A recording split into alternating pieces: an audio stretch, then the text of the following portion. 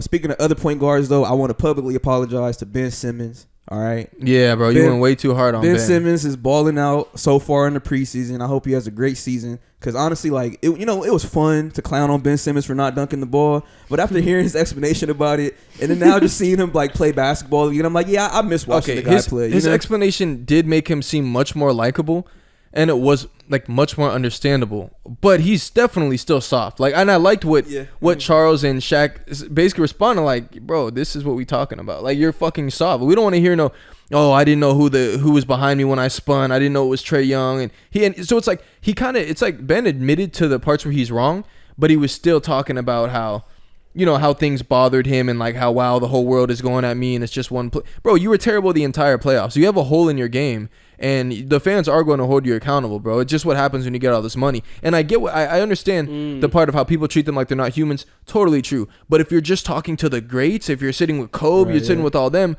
bro, yeah, they're like, yeah, you're soft. You played like shit. You have free throw line demons. They're doing hack-a-shack on you, Ben Simmons, the point guard. Yeah. And then he would say things like, people don't take into consideration I'm guarding the best matchup every night. And bro, no, that's not true at all. You doing all these things are why you're talked about. We understand all the great things you do, but when you're someone who's costing your team, that's going to be discussed. If they were hack-a-LeBroning and he was missing all his free throws, he looked non-aggressive for a whole playoff series, and then he passes up on a dunk late in game, bro, imagine how much worse he would get it. Look what KD got, bro. He just got swept. Bro, you were playing like a scared guy out there. And KD's not going to just talk about it in a way where it's like, woe is me. Don't take into consideration that this happened and that happened. Yeah. Like, KD's just going to, he already knows what comes with this game, or especially with the money. It's like, all right, cool. I'm getting paid to play basketball, and I want to be great. I don't want to talk about my feelings. I don't want to talk about how these fans are making me feel as the star that I am. Right. You just go out there and play, and it's fair. Like, yeah, you're allowed to speak like that, but it just does show that you're not. Yeah. You're probably not going to be one of the GOATs in the game, KD would tweet from a burner account. And now he give it up though. He's straight on his real Twitter. KD likes that shit. Remember when they were hating on him? He said, "Yeah, y'all just hating on the God. It's cool. Like, we'll see." And like, he really be letting his nuts hang now. I like that. Pause. But like, the thing with Ben Simmons is, if we talked about it in the third person hypothetical scenario, and we just laid out his whole progression and everything that happened, whether it's him, Smush part, it doesn't matter. Anyone with that same progression, first round pick and all that, the guy's 7 feet tall, does what he does, or not 7 feet, but he's very tall. High expectations. Yeah, bro, and then have all these things happen. We would be saying the same thing. I would assume he's going to get a lot of scrutiny. People are going to refer to him as soft. People are going to question his basketball toughness. That's just how it would be. So the fact that it's you, sucks, but this just comes with it, bro. This is how it goes. Like, sports fans are sports fans. You're a multimillionaire NBA player who's looking a little soft. Blame it on Michael. Blame it on Kobe. Blame it on Shaq. Blame it on Charles, bro. These people set the standard of like, no, we're professionals. We're fucking dogs. We're not going to show no weakness. Bro, obviously that shit hurt Chuck, bro. He never got a ring and kept being in the finals. It is what it is, bro. It's an unfair world, except for the fact that you making way more than everyone that's talking shit to you online. People are spending 3 hours to watch one game, bro. Right. You know how much of your time that is? Like, 3 hours out of the day just to watch you play, and then watch your interviews, your post-game interviews for you to complain.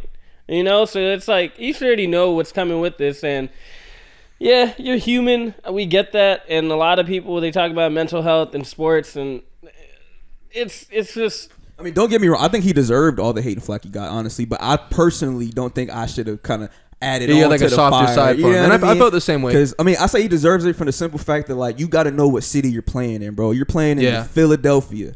Like, you know how that city is when it comes to sports, you know? Yeah. So when you lose a game or you play bad, don't have an excuse talking about your mental health or anything like that. Like the soft point you're trying to, what you make it. So it's like, I understand that point. I think it's all deserved. But I mean, me personally, like, oh, you're trash. It's like, you don't need to do all that. Yeah, and if you want to be looked at like a super, and people did take it too far, because obviously he's still a huge asset to whatever team he's on. Yeah. But, if you want to be revered like a superhero, you'll never be that trying to convince people that you're human. Guys, I'm human too. Bro, Kobe was fighting a whole rape case, and he was still flying back and forth from Denver, coming late to the games, or at least one of the games. He came late, and he's still playing. Like, Kobe is our superhero, at least LA natives generally. He's a superhero. He can do the unstoppable. We're down 20. All right, good. Kobe's going. He hits that one. All right, bet. Like, we got a chance. We always had a chance when we have Kobe. And I'm sure LeBron fans feel the same way.